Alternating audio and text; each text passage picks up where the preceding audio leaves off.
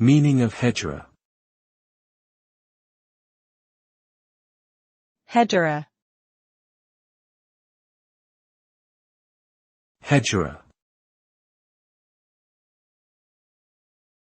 Hejira. Hejira. Hejira is a term used in Islamic history and refers to the migration of the Prophet Muhammad from Mecca to Medina in 622 AD. This event marks the beginning of the Islamic calendar and is seen as a turning point in the history of Islam. The term Hejira is derived from the Arabic word hijra, which means to leave one's homeland for the sake of God.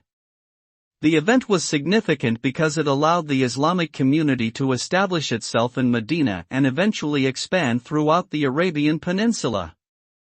The Hejira also represents a spiritual journey of self-discovery and devotion to God.